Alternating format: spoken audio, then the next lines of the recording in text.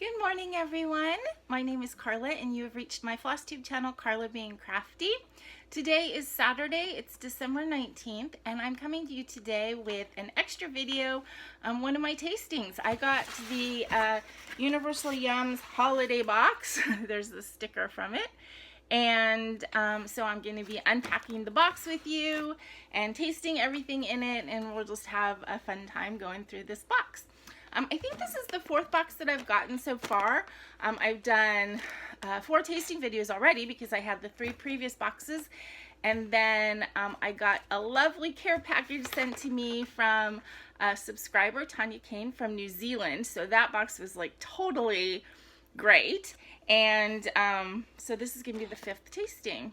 And just as a side note, Tanya sent me a jar of Marmite, which prompted a lot of like comments because people who love Marmite or can't stand Marmite, and I have to say I love it. I've made a significant dent in the jar, which actually Tanya was really surprised about because she says that she likes it, but she uses it so sparingly that it takes her forever to finish a large jar or a small jar. It's not going to take me that long, and in fact I like it so much that I decided to go ahead and buy a little bit more so I don't run out. And then on top of that, I wanted to try Vegemite. So I got a little jar of Vegemite to try. I have to say, I like the Marmite better. So I don't know if that's a big controversy. I like the Vegemite as well, but the Vegemite has like a bit of a, I don't know if it's an aftertaste or a tang. There's some other flavor in there that I don't like as well as the Marmite. So although I will use both of them, I think I would like the Vegemite more like, in something like in a dish to add that umami flavor. But like just spread on toast, which I'm really liking with the Marmite. I don't think I'll like Vegemite as well. But who knows? I'll try them both continuously and see what I like better. Anyway, so put that aside. Today we're doing the Universal Yums holiday box.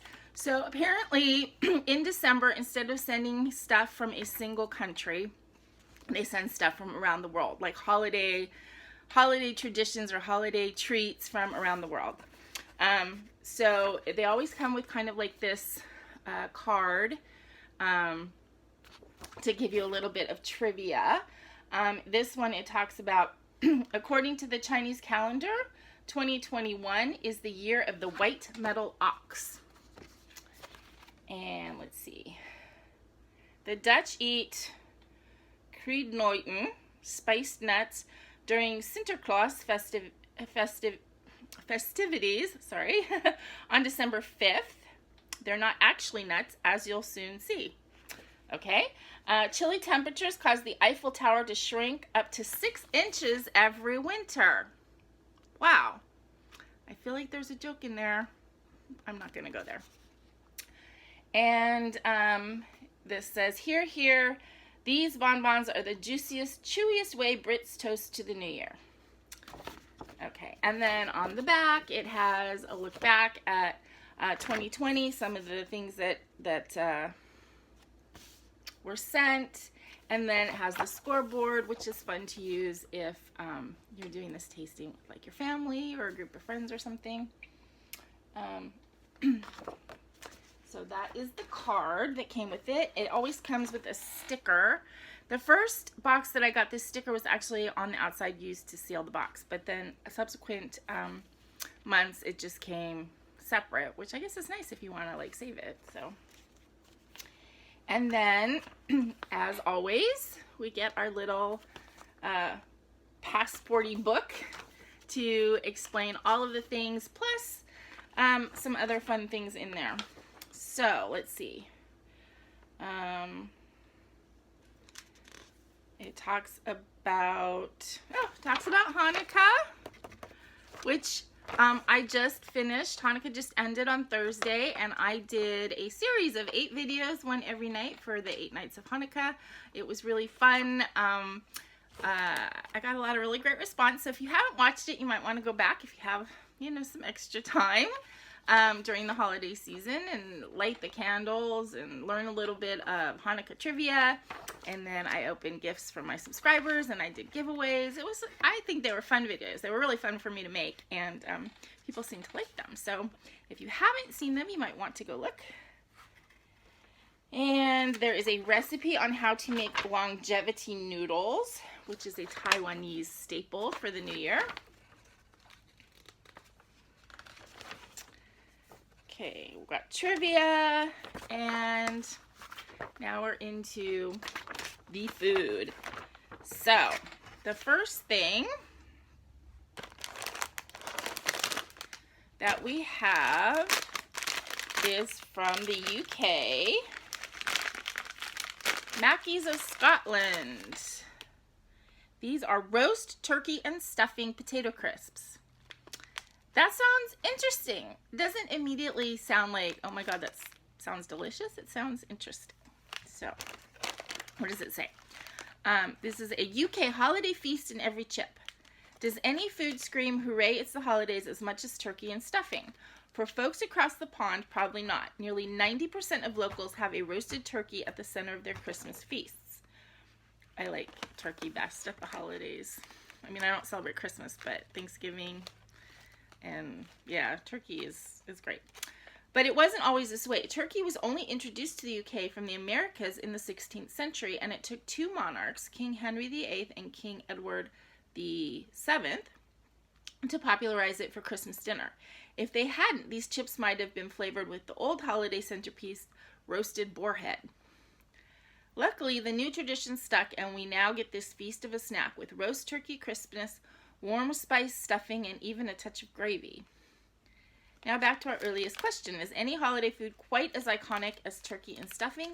The answer is no. You're about to try some of the world's tastiest holiday treats, so buckle up for a whole lot of delicious festive fun.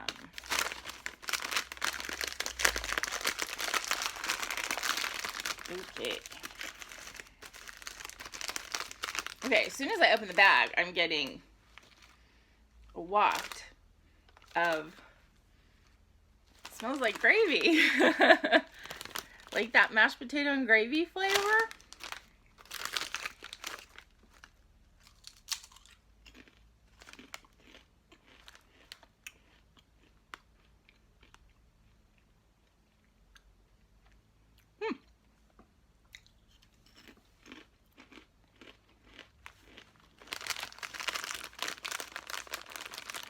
It tastes really good.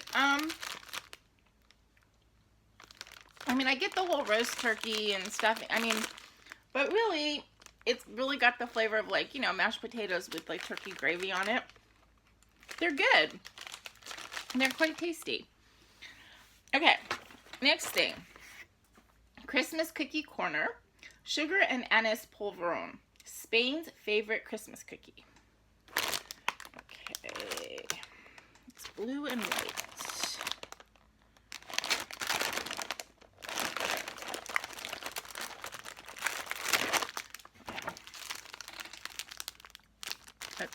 It's like one big cookie in here.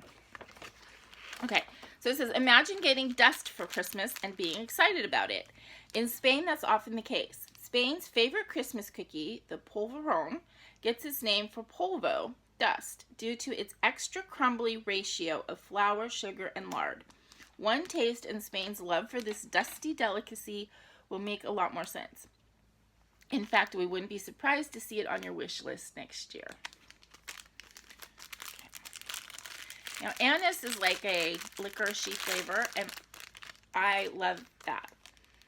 So, yeah, it smells really good. Okay, so it broke. Not surprising because it's so crumbly. So it's kind of like, kind of a darkish cookie, almost like a gingerbready kind of thing, and it's got like a white kind of frosting. I'm going to turn my light down just a little bit, I think. Yeah, that might be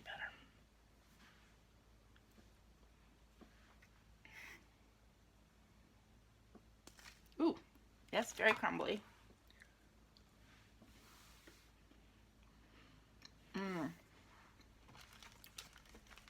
Okay. I really like this. Very, very anisey. So if you don't like the flavor of anise or fennel or licorice, that whole family of flavor, you won't like it. But if you do, super, super, super crumbly shortbread. But I really like it. And as I always say, this will be really, really good with some tea. I actually ordered some David's tea because from watching Vlogmas videos or Flossmas videos, a lot of people were opening tea advent boxes, and I kind of go, like, I don't drink tea. I drink iced tea in the summer a lot, but I started like about a month ago. I'm really into like the hot drinks, and I found this sugar-free chai that I really like, and so then I ordered from David's Tea, which I'd never had before, but I ordered from David's Tea because Aaron Two Martini Stitcher was opening an advent box, and they just sounded so good, and the little jars that it came in were so cute. Yes, packaging does influence me. So I ordered a bunch of stuff from David's Tea, and I am having a cup of tea every night, like last thing with my snack, and I'm just really enjoying the teas. Okay, next thing. So yeah, so this crumbly cookie, very anisey. I really like that flavor. Yeah, really good. Okay, the next one. It says New Year, New Yums. Salted egg popcorn.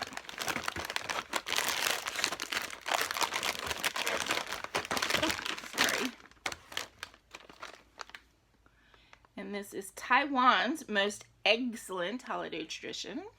Very cute pun. Okay. In Taiwan, nothing says time to celebrate like eggs. Egg dumplings, called zongzi, are a staple of the summertime Dragon Boat Festival. For the Fall Moon Festival, yolk-filled mooncake pastries are a must. And on the Lunar New Year, locals eat soy sauce-soaked tea eggs to ensure a year of wealth. No promises that this egg yolk popcorn will bring you riches, unless you count the rich, sweet, and salty flavor or rich cultural background, in which case it's time to celebrate. Okay, I have to be honest. At first listen, salted egg yolk popcorn doesn't sound appetizing. I don't know why. It wouldn't be. I mean, I like eggs. I like popcorn, but I don't know.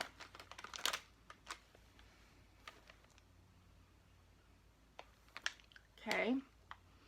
It has a bit of like a cheesy, popcorny smell.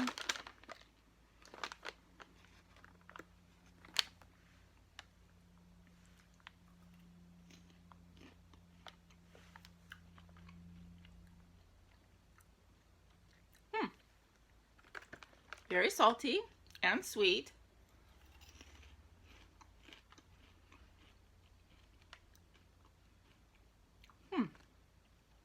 Really like it. But if you gave it to me and said, what is the flavor of this? I wouldn't get like egg yolk. It's just kind of like a salty, sweet, kind of umami-ish. It's not salty and sweet like kettle corn. It's richer than that, which I guess is the egg yolk.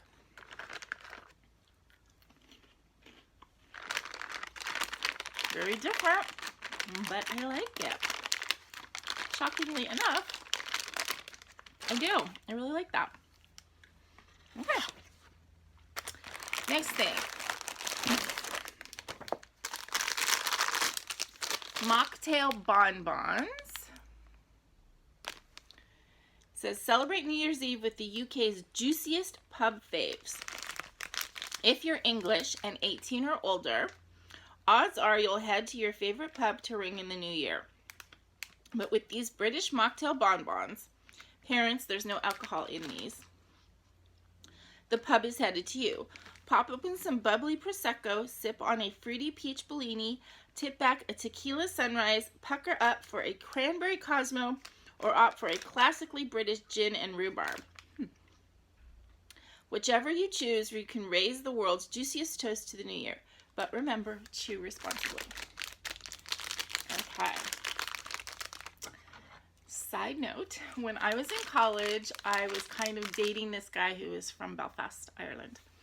And I went to go visit him over like the Christmas holidays. And they have, it's just their culture, they have a neighborhood pub in every neighborhood. It's just like the neighborhood local, and they, you know, it's just like 2 blocks over, and they just walk there in the evening and have their Guinness and play darts and play cards and just hang out. It was like, it was very like interesting culturally, that neighborhood local was just like such a big part of, you know, the neighborhood culture, and everybody in the neighborhood went there.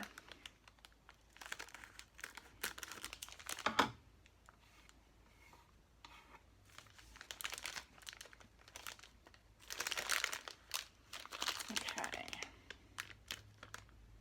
I don't know which is which, obviously.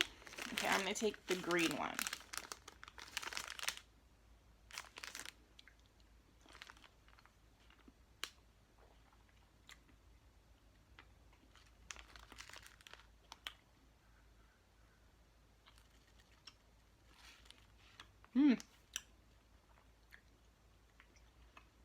This one's sour.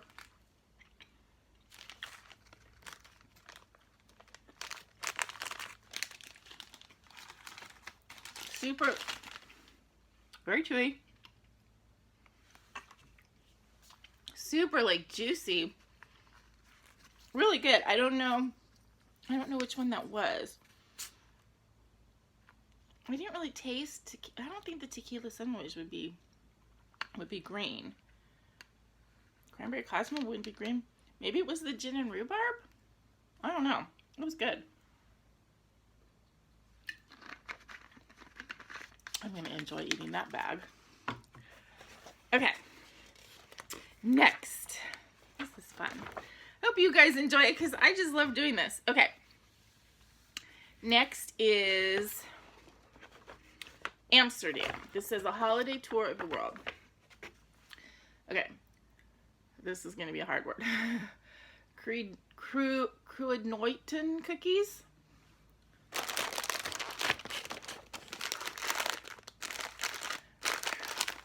Kruidnoten. Kruidnoten? They need to have like, kind of like transliteration in here so you know how to pronounce these things. This is the Netherlands' #1 spice cookie bite size. Ever wondered why spice cookies go hand in hand with the holidays for many people? Thank the Dutch. The spices in these cookies used to be as valuable as gold until the Dutch East India Company, based in Amsterdam, brought them by the shipload to Europe in the 17th century. Though more accessible, they never lost their specialness, which is why spiced cookies like speculoos, kanelsteren, and these sweet kruidnoten are reserved for the holidays. So after all your mms, make sure you say dank je, thank you, to the Dutch.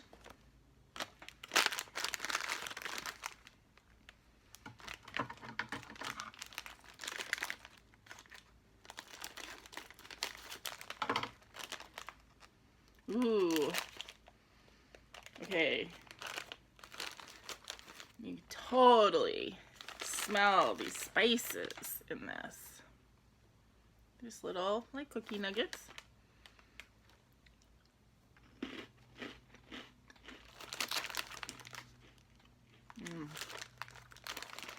Those are good. Let's see. Does it say what? No, it just says spices. It doesn't say what.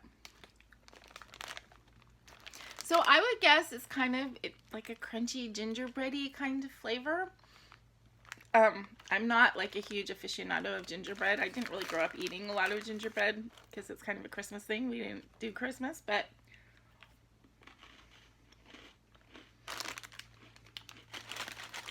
they're good. very dark, molassesy flavor too. Okay, the next thing is this little guy. And this is an Alpine Nutcake.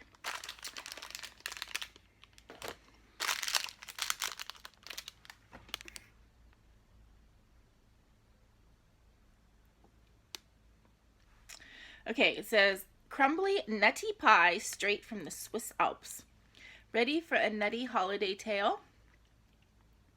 In 1191, Duke Berchtold of Switzerland set out on a hunting trip, vowing to name a new city after the first animal he encountered. Spoiler, it was a bear, and the city ended up being the capital, Bern. Fast forward 900 years, and Swiss folks celebrate the city's founding every January by eating nuts. No one is really sure how the tradition started, but we get why it stuck.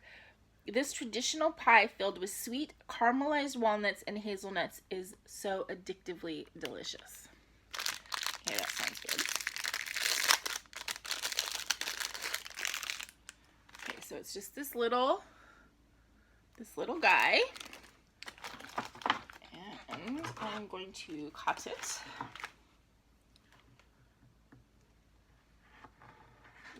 got kind of a soft, like stiff, but like soft to cut through.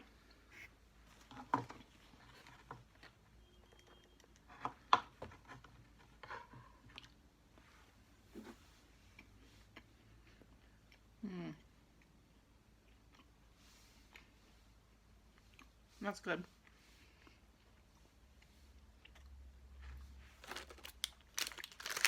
That's really good. I think these would be easy to eat a lot of. They're not like really strongly flavored. It's just kind of like, you know, pecan pie.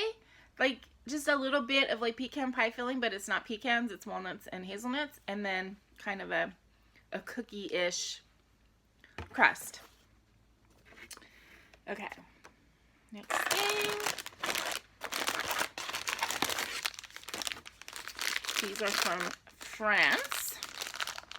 Oh, chambray. Yeah. Coco dusted chocolate truffles. France's most popular and decadent Christmas gift. To France we forge. Specifically, the picturesque Alpine city of Chambray, where pastry chef Louis Dufour is said to have invented the original chocolate truffle on Christmas Day in 1895. Out of ideas for any new holiday concoctions, he got creative and combined chocolate and cream, creating the silky smooth ganache signature to the French truffle. Sounds like a Christmas miracle to us, or rather tastes like one. Okay, so, I mean, chocolate truffles, what could be bad? This is going to be delicious. We already know this.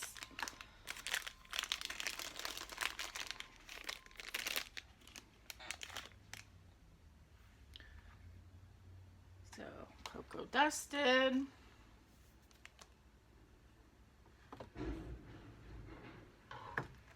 The inside is just nice solid chocolate. It's just smooth. A little bit. I mean, it's dark chocolate. It's not super, super sweet, which is good. I'm really learning to appreciate dark chocolate. Since I got my diabetes diagnosis and I've been taking insulin and stuff, I'm learning what things will affect my body negatively and what things I can eat that my body doesn't mind. My body doesn't seem to mind dark chocolate. If I have dark chocolate as a snack, I mean, as long as I don't eat too much, it's okay. I don't seem to spike or anything. Now, I did have a jelly donut when I was doing my Hanukkah videos on that last Saturday. Whew, that spiked me. Jelly donut made me go really high. I guess there's nothing nutritionally valuable in a jelly donut, and my body did not like it. Okay, next thing. Ooh, this looks good. Chocolate cream Pandoro. This is from Verona, Italy. Yeah, the label doesn't really tell you anything. Okay. This says Italy's beloved holiday sweetbread plus gooey chocolate. You probably know Verona, Italy is the setting of Shakespeare's Romeo and Juliet, but it is also the birthplace of this Italian holiday sweetbread called Pandoro, golden bread. Patented by Dominic Meligatti in 1894, the soft and cakey bread is now enjoyed countrywide on Christmas and New Year's. We recommend you savor this gooey chocolate-filled version because when it's gone, you'll be lamenting, "Oh, Pandoro, Pandoro, where art thou, Pandoro? Art thou, Pandoro?" Okay. Smells good. It smells like a brioche.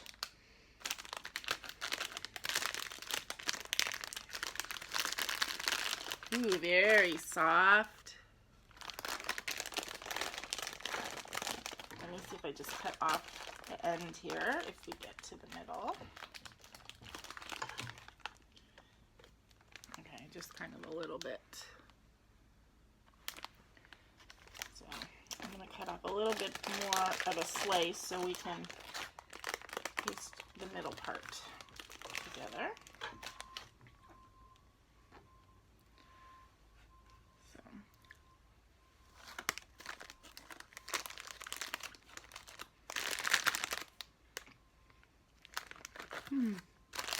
Well, I mean, what's not to like there?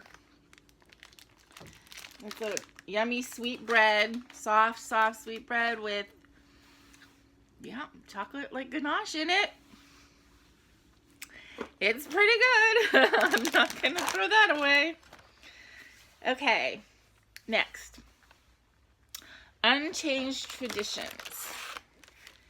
This is from Germany. Apple and dark chocolate Dominosteins.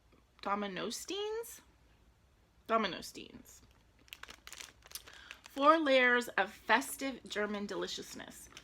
Meet the holiday yum with it all. Invented in 1936, Germany's now classic Dominostein has 4 essential parts. 1, a base of Lebkuchen, the gingerbread locals have been loving since the 13th century. 2, a layer of tart jelly, in this case made from real apples. 3, a slathering of persipan, a fluffy concoction made of ground apricot kernels. And finally, a coating of luscious dark chocolate. No wonder the recipe hasn't changed. It has everything you could possibly want.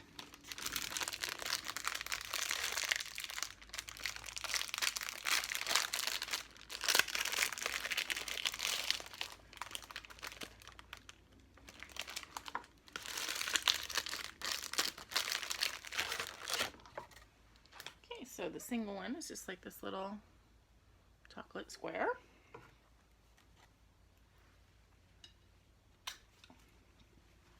I'm going to wipe off the nutty feeling here from the little pie.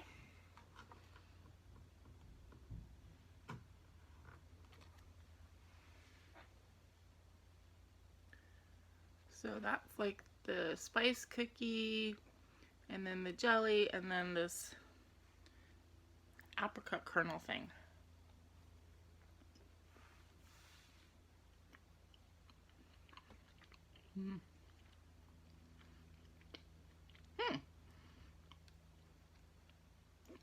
Okay, so you get first hit I got, we're gonna be all gourmet about this. The first hit I got was kind of the spiciness from the bottom. Then the tart jelly. I didn't taste apple per se, just kind of like tart, sweet, fruity flavor. And then I guess this apricot kernel thing gives you a very like almond, like marzipan-y flavor. Because that's what I wouldn't have thought apricot kernels. I would have thought it was marzipan. And it's really good.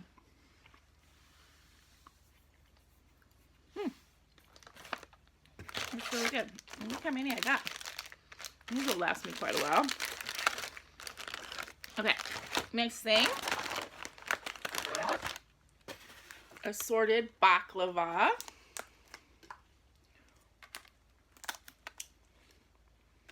This is from Jordan. Jordan's sweetest, flakiest way to break Ramadan fast.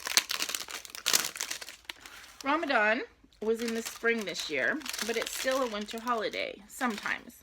The month-long Muslim fasting holiday follows the lunar cycle, which moves backward every year. So while Ramadan 2020 began in April, in 2030 it'll begin in December. Regardless of its timing, the fast often ends with the same thing: baklava. 9 million Jordanians look forward to it every year, as do our longtime customers who know this syrupy, flaky, nutty favorite is our very own holiday box tradition. Now, I'm pretty familiar with baklava. You know, baklava is all over like the Middle East, so it's also a thing in Israel. So I grew up, you know, having baklava, having stuff made with phyllo dough. Okay, this is like boxed really pretty. This pretty little sticker.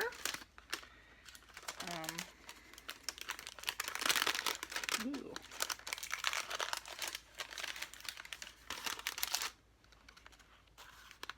If you've never had baklava, I would encourage you to try it because it's really good.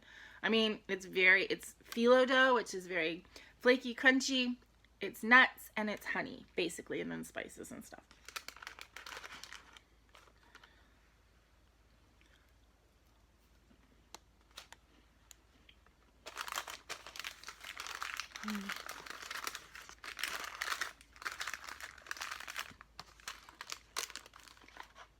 Really good. This one looks like it's made with pistachios. So sometimes it's pistachios, sometimes it's walnuts. But baklava is all pretty good. Okay. On to something savory now. A new twist on the classics. Roasted garlic potato chips. An addictively crunchy taste on a Czech holiday tradition. If you were to follow Czech tradition,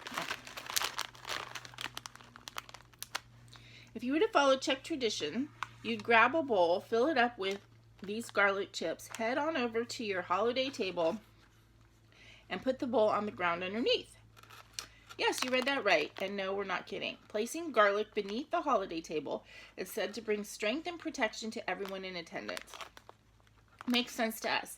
You'd have to be pretty darn strong not to slip under the table for a taste of these pungent, gloriously garlicky chips.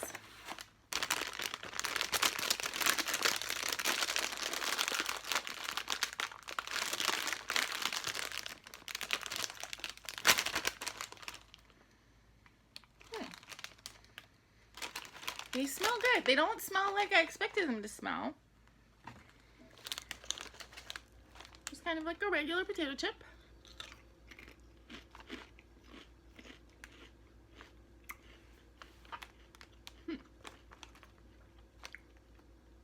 They're good. They have more of a, maybe like a fresh garlic taste. Like regular garlic potato chips maybe have more of like a roasted garlic. This is more like they were sprayed with garlic powder or garlic like juice or something.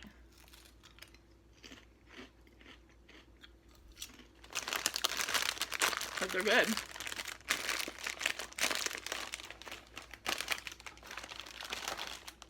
Okay. Next thing. Sea salt and caramel fudge. A sweet and savory take on English Christmas fudge. 'Tis the season for fudge. In England, fudge is a Christmas time staple, and not just the chocolate kind you're used to. Every Brit has their own fave flavor. Nan might opt for rum raisin, and Mum might prefer the classic clotted cream variety.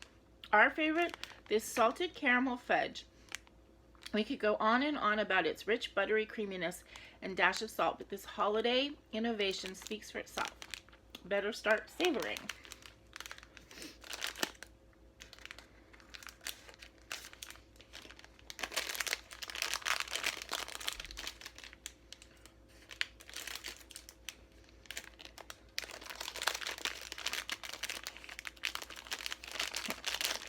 Okay, they're all individually wrapped in here.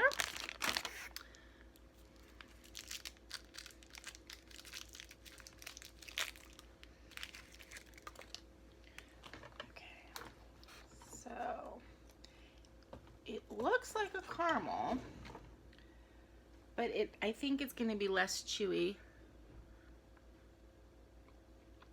and more, yeah, like a brown sugar fudge. But it still has that, it tastes like a caramel, but it has a different texture. It's good. It's not like amazing, but it's good. Kind of buttery, caramely. Oh, and that was it. That was it. That was the last thing. Okay. Is there anything else? Let's see. Okay, so this has a Universal Yums Guide to New Year's Eve. And this is every country has their own quirky customs to ring in the new year. So we made this guide. Follow it closely, and 2021 might just be the best year ever. This is kind of cool.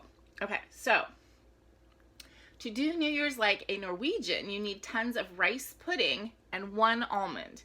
Tradition has it that whoever finds the almond in their pudding will have an especially incredible year. In Italy, locals make cotticino con lenticchie, sausages and lentils, for the New Year's Eve countdown. The sausages signify abundance and the lentils signify prosperity. They're like yummy little coins.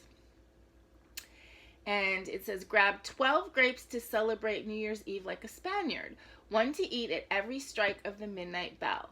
You might consider learning the Heimlich before you partake, just in case. Okay, what to wear? Like Italians with lentils, Filipinos consider anything round to signify prosperity in the new year. So picking out a New Year's Eve outfit is simple. Polka-dotted everything. New year, new clothes. That's the philosophy in Taiwan, where folks don their newest outfits to kick off the new year with a fresh start. New red clothes are extra lucky. They're said to ward off evil. And for Colombians, red isn't the go-to color for New Year's Eve. It's yellow. Well, at least for underwear. Yellow undies are said to ensure a year filled with financial gain as the color resembles gold. And then what to do? It says locals in Yorkshire, England chant the phrase black rabbits 3 times before midnight. Then as the clock strikes 12, they switch to chanting white rabbits. It doesn't say why. Okay, you need lots of bread to celebrate New Year's Eve the Irish way. Not for eating, for banging on your walls. It's said to banish any bad luck. Bonus, it might make your house smell like a bakery. And in Switzerland, New Year's Day is the one time when a kid wouldn't be upset to drop their ice cream on the ground. According to tradition, it's good luck. Okay. So this was a tasty, tasty box. I'm having so much fun opening these with you guys. And if you are interested in getting Universal Yums for yourself, I do have a friends and family code that I can share.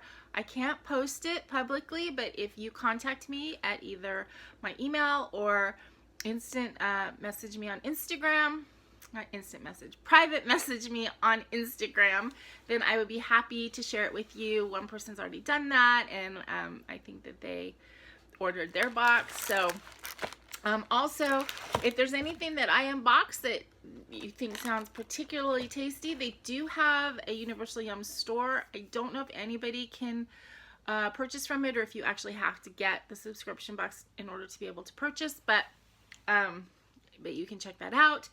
And you know, the other thing to do is if I mention something that sounds particularly good, you know, you can Google it on Amazon and see if it's something that you can get separately. Some of the things you can't, maybe not the exact brand or whatever, but you know, I mean, you can get baklava anywhere. You know, I don't know if you can get salted egg popcorn though. So anyway, I hope you guys had fun watching me do this box. I had a really great time. I will be back with my regular FlossTube video tomorrow on Sunday. And we're just like less than a week away from Christmas. So if you celebrate Christmas, Merry Christmas, you guys. If not, Happy Holidays for whatever you're doing this time of year. And I will be back with a tasting video, I guess in about a month, since I'm getting them every month. So we'll see what January brings. Anyway, have a happy holidays, happy new year everybody, and I will see you soon. Bye.